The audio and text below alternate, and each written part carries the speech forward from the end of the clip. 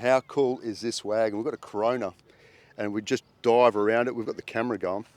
So if we just look into this engine bay, we've got a nice 12A Rotary in there, but even better, I've got the owner of this Corona beside me. He's just going to give us a bit of a rundown on it. How are you, mate? Yeah, good. Mate, I've got to admit, we're walking around these wagons. This one does stand out.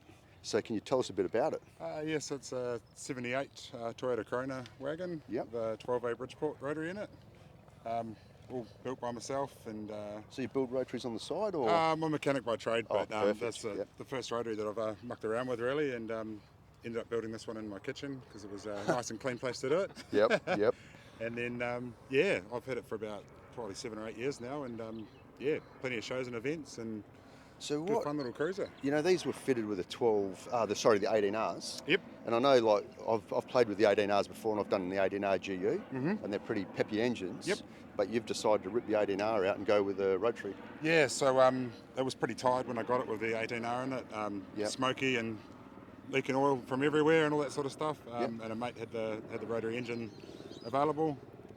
We were just going to initially just sort of throw it in there and play around, and then ended up doing the full rebuild and doing all the bits and pieces to it. Man, it does look awesome because you've got that JDM feel to it, the rims, those the little flares. That's right. Yeah, so it was completely stock when I got it. I've done everything. The wheels, flares, different seats in there. Yep. Suspension, all those bits and pieces. Nice and low. Nice offset rims. Yep. Look at this sticker down the side, and I think he's captured that perfectly. Toy Rotary. That's sick. I love everything about this car. Like that, yeah. So you're saying that you've got your business behind us as well, Yep. that you do Perth polishing and protection as well. Yep.